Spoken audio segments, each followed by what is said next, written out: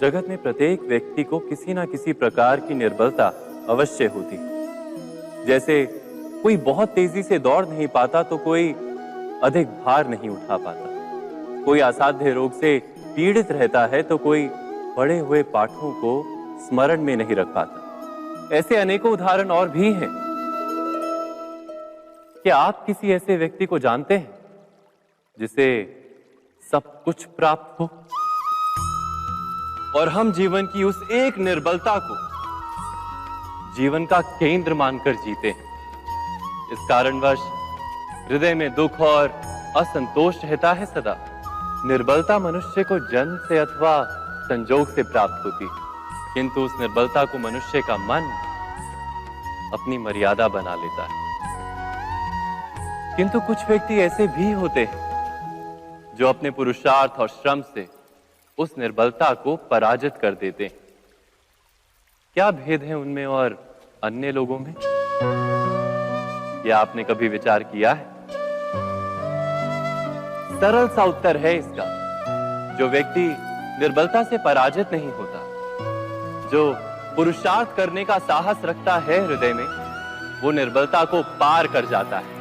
अर्थात निर्बलता अवश्य ईश्वर देता है, किंतु मर्यादा मनुष्य का मन ही निर्मित करता है।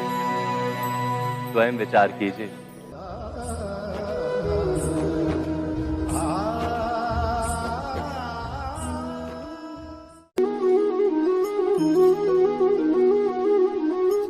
भविष्य का दूसरा नाम है संघर्ष। हृदय में आज इच्छा होती है और यदि पूर्ण नहीं हो पाती तो हृदय भविष्य की योजना बनाता है। भविष्य में इच्छा पूर्ण होगी ऐसी कल्पना करता रहता है, किंतु जीवन ना तो भविष्य में है ना अतीत में। जीवन तो इस क्षण का नाम, अर्थात इस क्षण का अनुभव ही जीवन का अनुभव। पर हम ये जानते हुए भी इतना सा सत्य समझ नहीं पाते। या तो हम बीते हुए समय के स्मरणों को घेर कर बैठे रहते, या फिर आने वाले समय के लिए हम योजनाएं बनाते रहते हैं और जीवन जीवन बीत जाता है। एक सत्य यदि हम हृदय में उतार लें कि ना हम भविष्य देख सकते हैं, ना ही भविष्य निर्मित कर सकते हैं, हम तो केवल धैर्य और साहस के साथ भविष्य को आलिंगन दे सकते हैं, स्वागत कर सकते हैं भविष्य का। तो क्या जीवन का हर पल जीवन से नहीं भर जाएगा? स्वयं विचार कीजिए।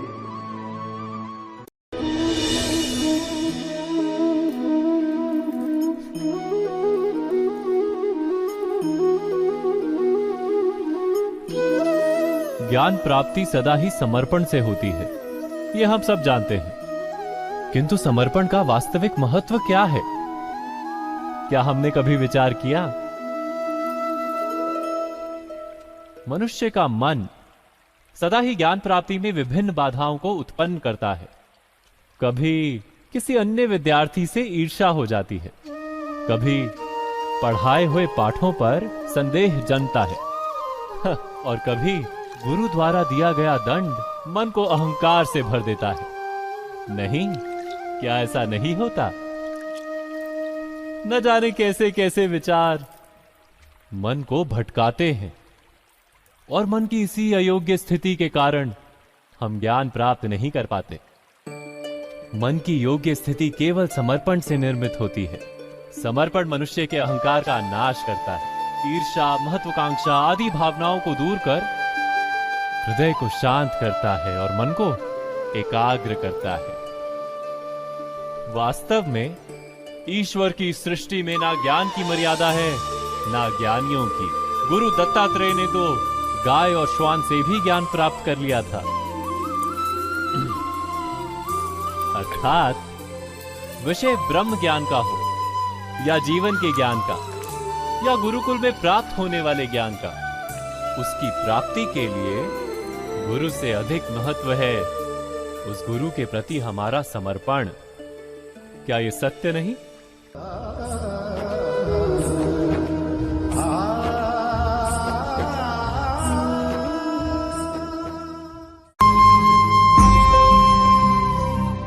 प्रत्येक मनुष्य के जीवन में ऐसा क्षण अवश्य आता है जब सारे स्वप्न, सारी आशाएं, सारे दृश्य ध्वस्त हो जाते हैं। जीवन के सारे आयोजन ही बिखर जाते हैं।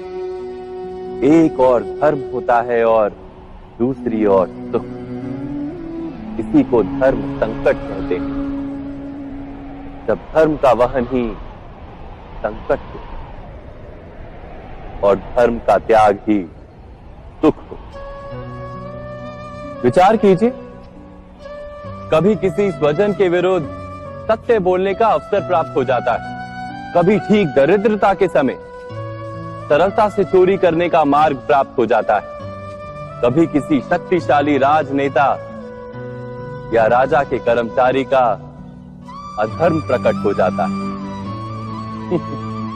सबके जीवन में ऐसी घटना बनती ही रहती है।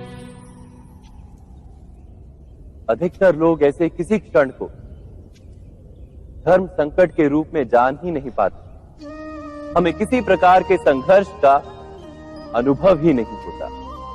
सहजता से सुख की ओर खींचे चले जाते हैं, जैसे मक्खी गुड़ की ओर खींची चली जाती।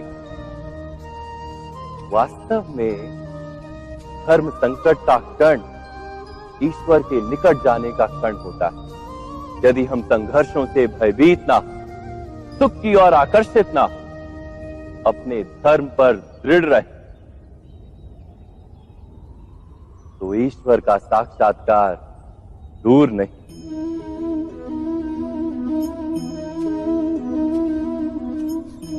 पवन से युद्ध करने वाला पत्ता यदि पेड़ से गिरता है तो भी आकाश की ओर उठता है। पवन से झुकने वाली घास वहीं भूमि पर रह जाती है। अर्थात धर्म संकट से यदि हम संकट को ही टाल दें तो सुख तो मिलता है, जीवन बढ़ता है, किंतु क्या चरित्र नहीं टूटता? क्या आत्मा दरिद्र नहीं हो जाती? क्या ईश्वर से अंतर नहीं हो जाता? स्वयं विचार कीजिए। दो व्यक्ति जब निकट आते हैं तो एक दूसरे के लिए सीमाएं और मर्यादाएं निर्मित करने का प्रयत्न अवश्य करते हैं। हम यदि सारे संबंधों पर विचार करें तो देखेंगे कि इन सारे संबंधों का आधार यही सीमाएं हैं जो हम दूसरों के लिए निर्मित करते हैं। और यदि अनजाने में भी कोई अन्य व्यक्ति इन सीमाओं को तोड़ता है तो उसी क्षण हमारा हृदय क्रोध से भर जाता है।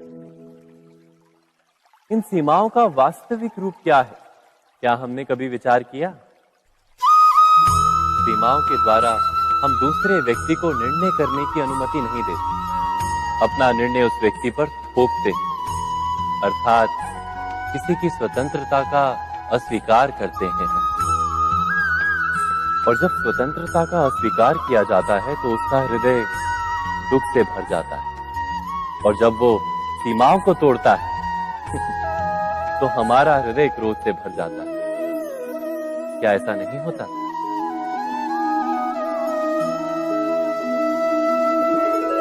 पर यदि एक दूसरे की स्वतंत्रता का सम्मान किया जाए तो किसी मर्यादाओं या सीमाओं की आवश्यकता ही नहीं होती।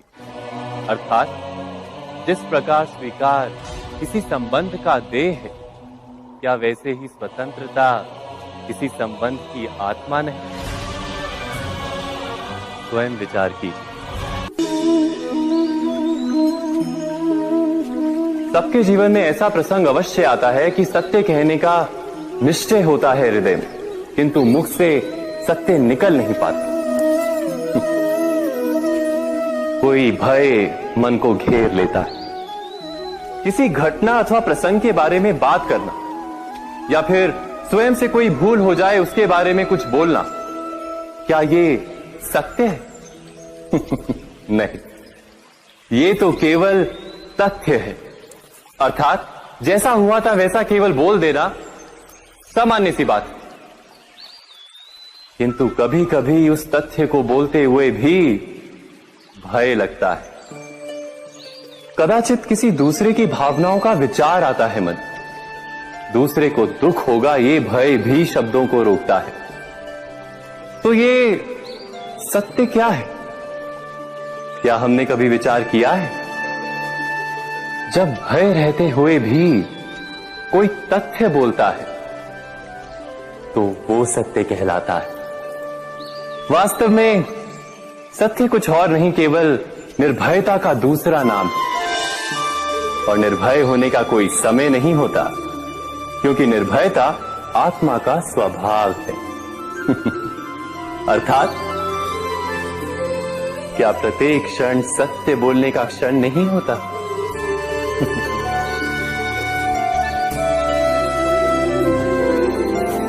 स्वयं विचार कीजिए।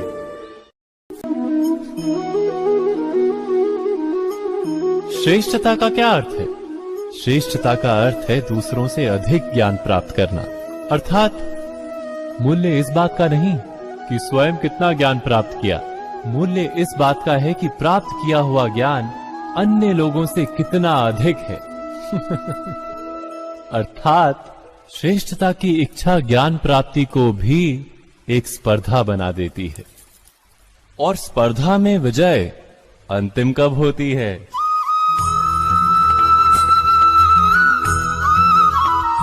कुछ समय के लिए तो श्रेष्ठ बना जा सकता है, किंतु सदा के लिए कोई श्रेष्ठ नहीं रह पाता। फिर वही असंतोष, पीड़ा और संघर्ष जन्म लेता है। किंतु श्रेष्ठ बनने के बदले यदि उत्तम बनने का प्रयत्न करें तो क्या होगा? उत्तम का अर्थ है कि जितना प्राप्त करने योग्य है वो सब प्राप्त करना, किसी से अधिक पाने की इच्छा से नहीं, मात्र आत्मा की तृप्ति हेतु कुछ प्राप्त करना। उत्तम के मार्ग पर किसी अन्य से स्पर्धा नहीं होती, स्वयं अपने आप से स्पर्धा होती है। अर्थात उत्तम बनने का प्रयत्न करने वाले को देर अबेर सारा ज्ञान प्राप्त हो जाता है। बिना प्रयत्न के ही वो श्रेष्ठ बन जाता है। किंतु जो श्रेष्ठ बनने का प्रयत्न करता है वो श्रेष्ठ बने या ना बने, उत्तम कभी नहीं बन पाता।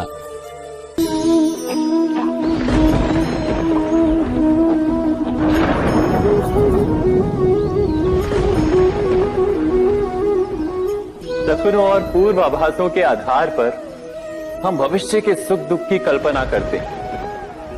भविष्य के दुख का कारण दूर करने के लिए हम आज योजना बनाते हैं।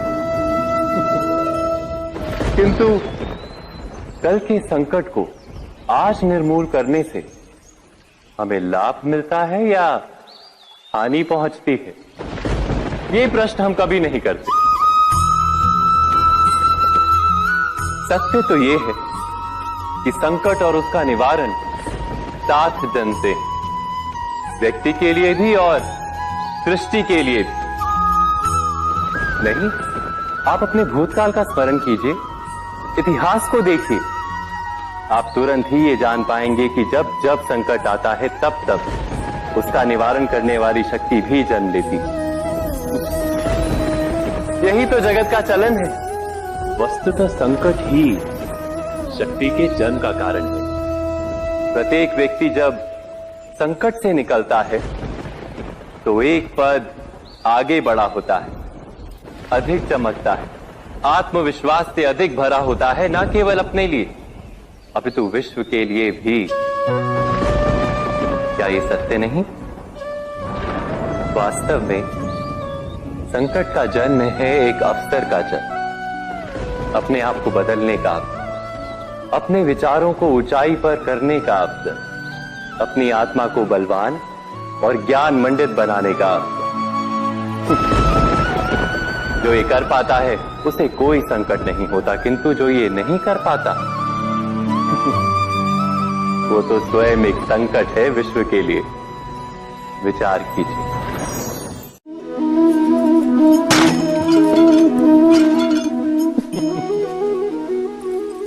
कभी कभी कोई घटना मनुष्य के जीवन की सारी योजनाओं को तोड़ देती और मनुष्य उस आघात को अपने जीवन का केंद्र मान लेता।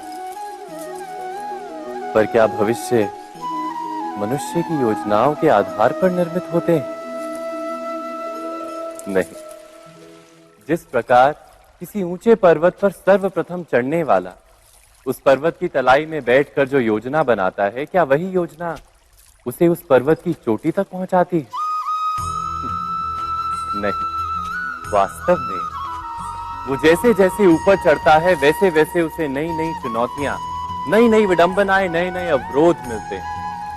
प्रत्येक पद पर वो अपने अगले पद का निर्णय करता है। प्रत्येक पद पर उसे अपनी योजनाओं को बदलना पड़ता है। कहीं पुरानी योजना उसे खाई में ना ढकेल दे। वो पर्वत को अपने योग्य नहीं बना पाता, केवल स्वयं को पर्वत के योग्य बना सकता है। क्या जीवन के साथ भी ऐसा ही नहीं? जब मनुष्य जीवन में किसी एक चुनौती को, एक अवरोध को अपने जीवन का केंद्र मान लेता है, अपने जीवन की गति को ही रोक देता है, तो वो अपने जीवन में सफल नहीं बन पाता और ना ही सुख और शांति प्राप्त कर पाता। अर्थात जीवन को अपने योग्य बनाने के बदले स्वयं अपने को जीवन के योग्य बनाना ही सफलता और सुख का एकमात्र मार्ग नहीं। स्वयं विचार कीजिए।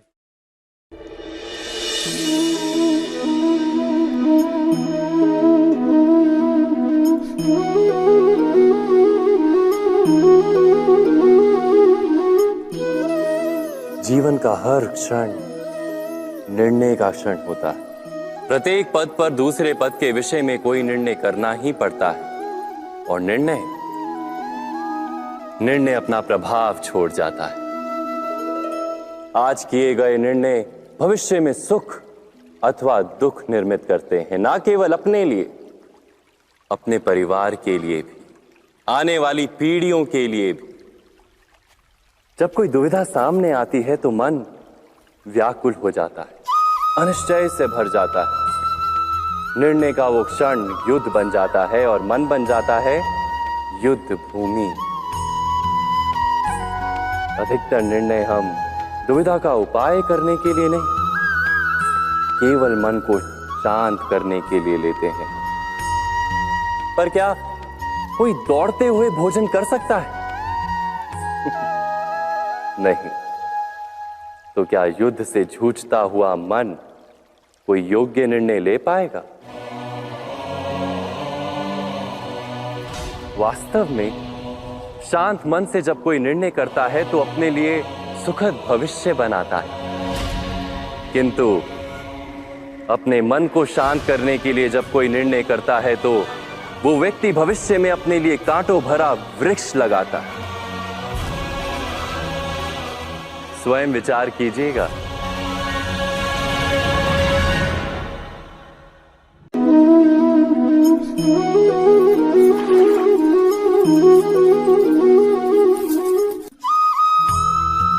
जीवन में आने वाले संघर्षों के लिए जब मनुष्य स्वयं को योग्य नहीं मानता, जब उसे अपने ही बल पर विश्वास नहीं रहता, तब वो सद्गुणों को त्याग कर दुर्गुणों को अपनाता है। वस्तुतः मनुष्य के जीवन में दुर्जनता जन्म ही तब लेती है जब उसके अंतर में आत्मविश्वास नहीं होता। आत्मविश्वास ही अच्छाई को धारण करता है। ये आत्मविश्वास है क्या?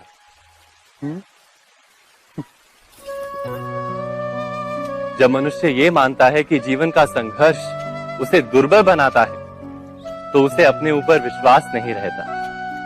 वो संघर्ष के पार जाने के बदले संघर्ष से छूटने के उपाय ढूंढने लगता है। किंतु जब वो ये समझता है कि ये संघर्ष उसे अधिक शक्तिशाली बनाते हैं, ठीक जैसे व्यायाम करने से देह की शक्ति बढ़ती, तो प्रत्येक संघर्ष के साथ उसका उत्साह बढ़ता है।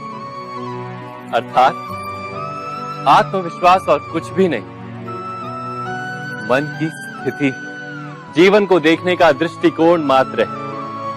और जीवन का दृष्टिकोण तो मनुष्य के अपने वश में होता है। स्वयं विचार कीजिए।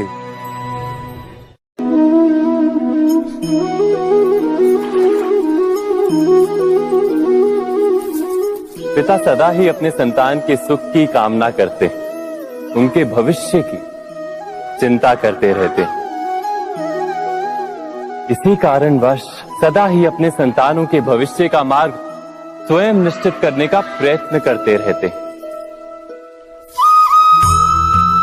जिस मार्ग पर पिता स्वयं चला है, जिस मार्ग के कंकर पत्थर को स्वयं देखा है, मार्ग की छाया, मार्ग की धूप को स्वयं जाना है, उसी मार्ग पर उसका पुत्र भी चले, यही इच्छा रहती है हर पिता की। निस्संदेह उत्तम भावना है ये,